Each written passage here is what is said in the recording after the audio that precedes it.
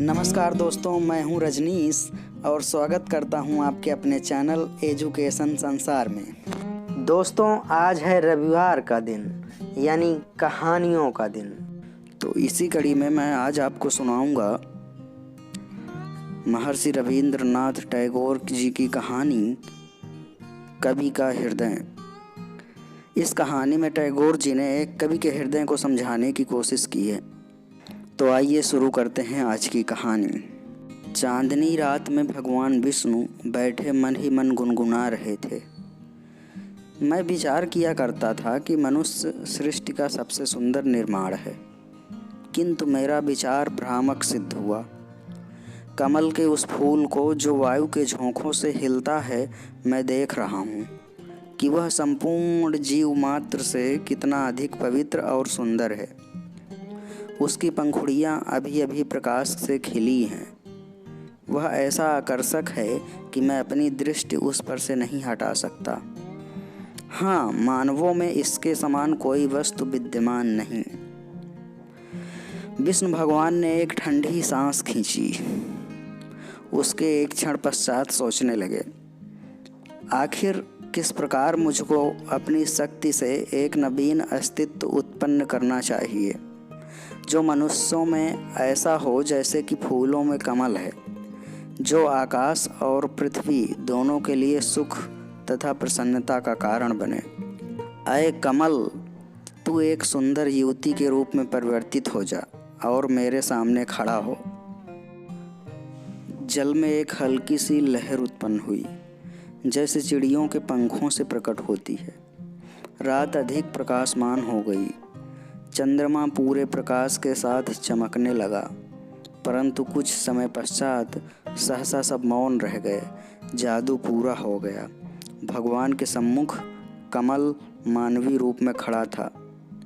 वह ऐसा सुंदर रूप था कि स्वयं देवता को भी देखकर आश्चर्य हुआ।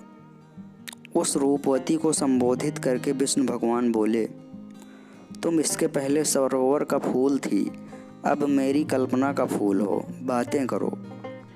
सुंदर युवती ने बहुत धीरे से बोलना आरंभ किया। उसका स्वर ठीक ऐसा था जैसे कमल की पंखुड़ियाँ प्रातः समीरण के झोंकों से बज उठती हैं। महाराज, आपने मुझको मानवीय रूप में परिवर्तित किया है। कहिए, अब आप मुझे किस स्थान में रहने की आज्ञा देते हैं? महाराज, पहले मैं पुष्प थी तो वायु के थपेड़ों से डरा करती थी और अपनी पंखुड़ियाँ बंद कर लेती थी। मैं वर्षा और आंधी से भय मानती थी। बिजली और उसकी कड़क से मेरे हृदय को डर लगता था। मैं सूर्य की जलाने वाली किरणों से डरा करती थी।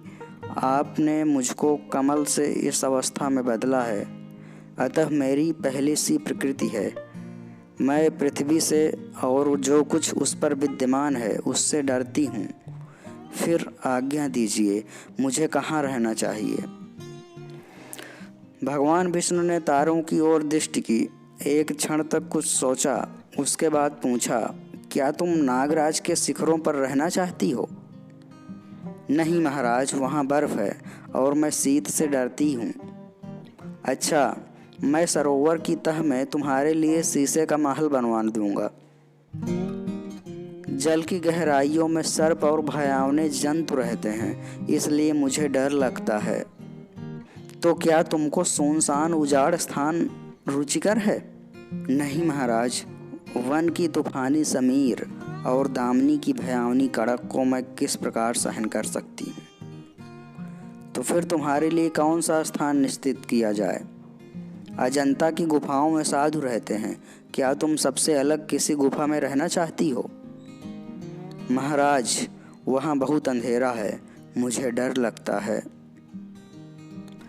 भगवान विष्णु घुटने के नीचे हाथ रखकर एक पत्थर पर बैठ गए। उनके सामने वह सुंदरी सहमी हुई खड़ी थी। बहुत देर के उपरांत जब उषा किरण के प्रकाश ने पूर्व दिशा में आकाश को प्रकाशित किया, जब सरोवर का जल, ताड़ के वृक्ष और हरे बांस सुनहरे हो गए, गुलाबी बगुले, नीले सारस और श्वेत हंस मिलकर पानी पर और मोर जंगल में कूकने लगे, तो उसके साथ ही बीड़ा की मस्त कर देने वाली लय से मिश्रित प्रेम गान सुनाई देना आरंभ हुआ। भगवान अब तक संसार की चिंता में संलग्न थे, अब चौंके और कहा, देखो कवि वाल्मीकि सूर्य को नमस्कार कर रहा है। कुछ समय पश्चात केसरिया पर्दे जो चांदनी को ढके हुए थे उठ गए और सरोवर के समीप कवि वाल्मीकि प्रकट हुए।